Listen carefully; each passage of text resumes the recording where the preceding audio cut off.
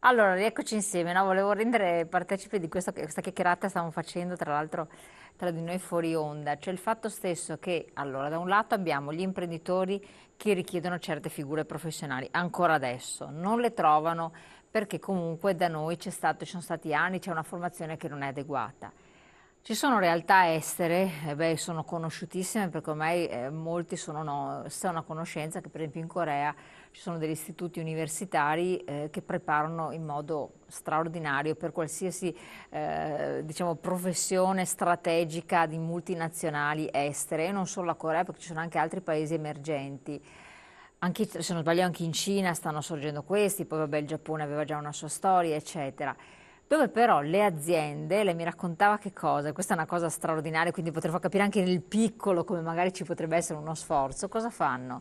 Perché per queste università ovviamente non è che sono tutte a carico di chi si iscrive, sennò sarebbe impossibile far fronte ai costi. È un insegnamento che che ci viene Dall'Oriente.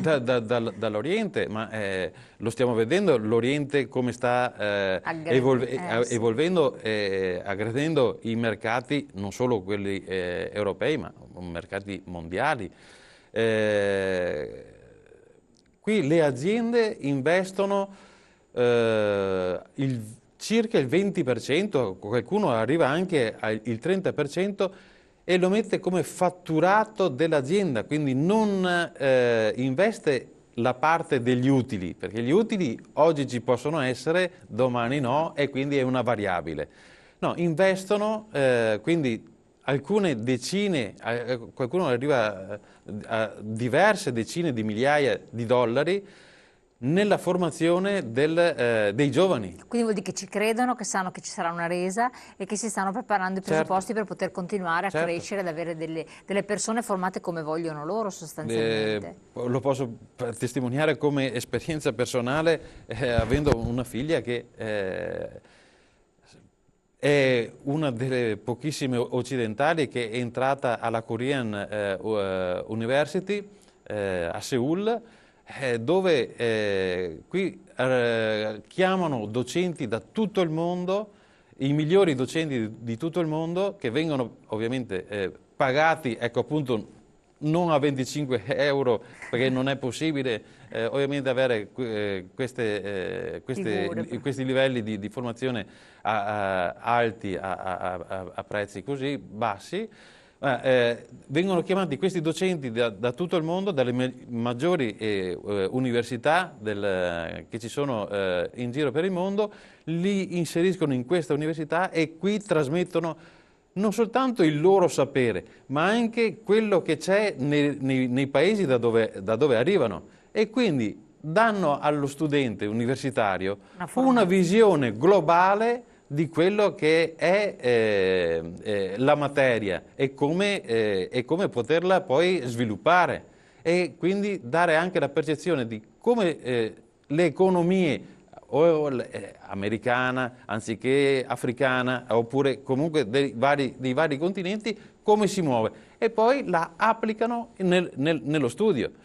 E quindi È tutto un modo di insegnare è un diverso. modo di... Ma Quindi questo è la dimostrazione che se non c'è il territorio che entra nella scuola e non la scuola che poi più o meno si adatta, no, è il mondo esterno, quindi anche gli imprenditori si devono far carico di questo, devono prendere in mano le scuole.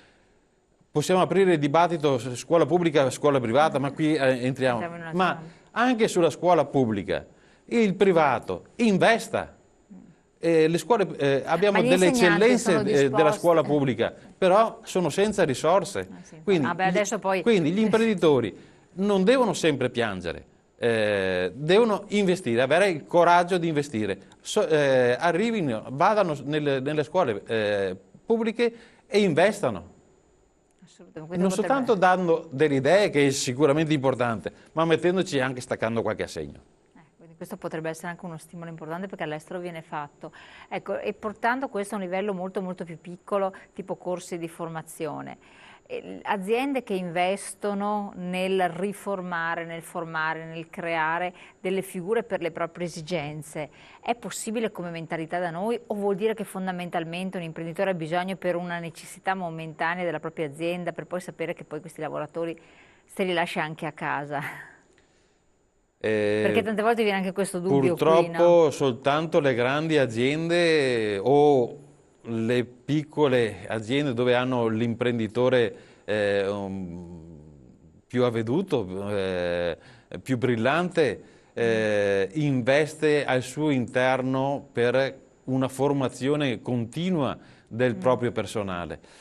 Viene considerato un costo, Esatto, invece è viene vissuto sbagliato, male. non è un costo, è un investimento che si fa sul personale. Se io ho del personale e lo continuo ad aggiornare, questa persona mi sta al passo coi tempi, altrimenti rimane statico.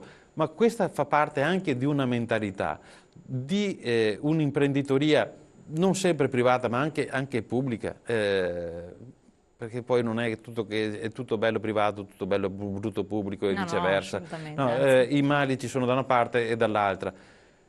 Perché si dice che in Italia non si premia la qualità o la professionalità interna? Perché non c'è questa mentalità di far sì che la persona cresca nell'azienda, pagherò un po' di più, ma cresce e si Ti rimane venga di più. fedele Ma anche perché la fa all'azienda. crescere con delle No, strategie innovative. viene considerato se cresce, ma allora il dipendente diventa un costo maggiore. Ma no, non è così. Cioè, il dipendente che cresce, che continua a essere formato e mi costa di più, ma mi rende di più.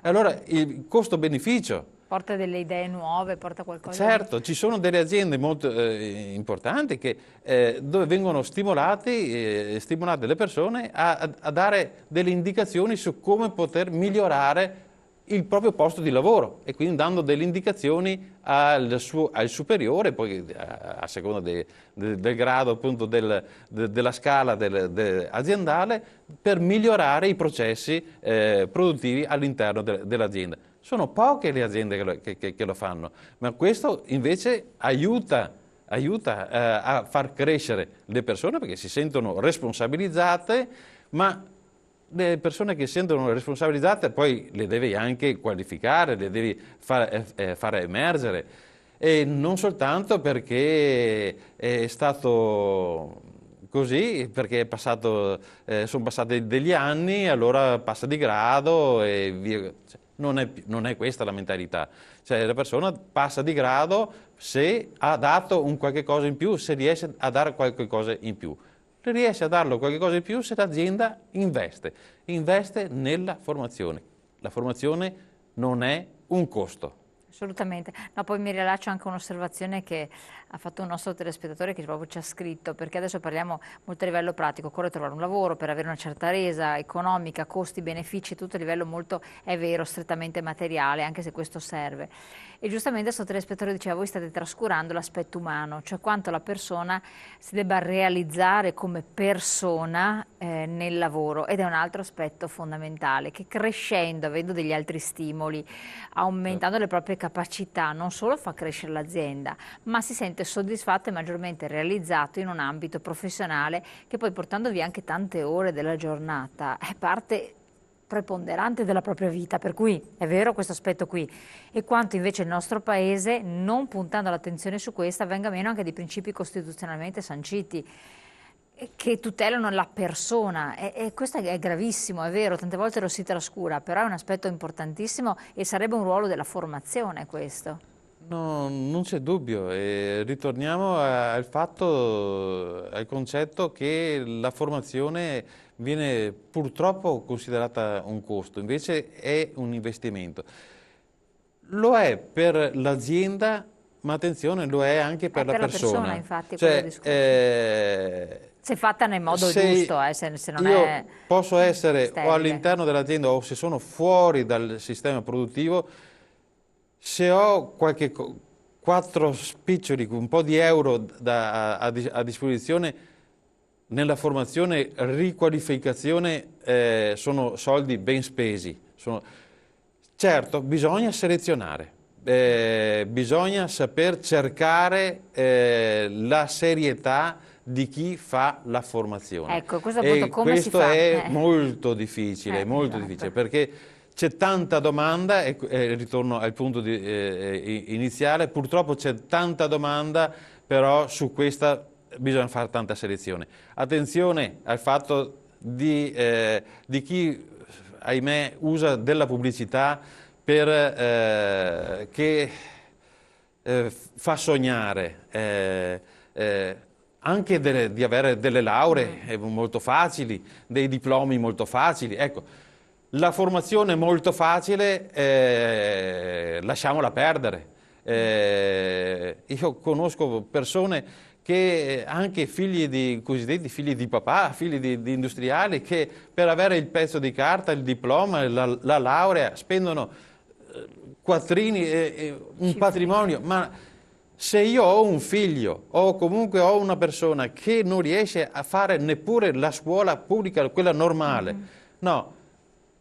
Ma se investo 10.000 euro, 20.000 euro, 30.000 euro per avere un figlio con un pezzo di carta, avrò un pezzo di carta. È un pezzo di carta che va bene Certo, per altri usi. Ecco, che certo, quindi che questa qua... in questo ambito evitiamo di buoni rotoloni, ecco. Evitiamolo, cioè non è il pezzo di carta che fa la differenza, è la qualità della scuola, quindi capire se chi fa formazione ha un contatto diretto con il sistema produttivo. Se non ce l'ha, non trasmette nulla. Chiarissimo. La interrompo solo un attimo, abbiamo una telefonata. Pronto? Pronto, buongiorno. Buongiorno, dove chiama? Chiamo dalla provincia di Venezia. Sì, dica. Allora io praticamente potrei raccontare tutta la storia dell'Italia degli anni 50 fino adesso. E dagli anni 50 agli anni 70 siamo diventati uno dei paesi più potenti che c'era al mondo, quindi l'imprenditore sa fare il suo lavoro. Il fatto che si sia scambiata l'economia con la finanza è stato quello il problema che ha distrutto tutto. E il secondo punto sono le tasse. Un imprenditore come può tirare fuori i soldi quando paga il 77%, il 77% di tasse? Non gli resta neanche da vivere, e quindi l'unica soluzione è andare a portare la propria esperienza in paesi come Austria, Svizzera e estero, insomma. Quindi è inutile stare lì a predicare. Io, quando avevo 14 anni, ero andato a istituti professionali, che erano scuole che ti addestravano, e qualsiasi imprenditore dava un arricchimento. Perché? Perché praticamente, fondamentalmente, il lavoratore era parte dell'industria e veniva coccolato se questa persona si dava da fare. Certo. Questa cosa non succede più perché i migliori operai negli anni 70-80 se ne andavano a lavorare sul pubblico, che prendevano di più del privato. Chi faceva fare di prendere 1.000 euro al mese se nel pubblico ne prendevano 1.200, 1.300 e lavorando la metà? Cioè, il problema non è la politica. In Italia manca la politica, probabilmente non sapete neanche la definizione di politica, e di conseguenza come fate a amministrare se manca la definizione? Certo. È tutto lì il problema. L'Italia, se va avanti così, è destinata a diventare un paese di terzo mondo. Perché? Perché i migliori teste se ne vanno dall'Italia e qui resterà solo potenzialmente qualcosa di secondo grado, insomma. E lì il problema, altro che formazione e non formazione. Chi fa formazione se non ha i soldi per poterla fare? Chiarissimo, è stato molto chiaro. Grazie del suo apporto. No, interessante quegli aspetti che ha tirato fuori. Ne parliamo subito dopo la pubblicità, perché abbiamo la pubblicità che incombe e li affrontiamo perché sono elementi molto interessanti.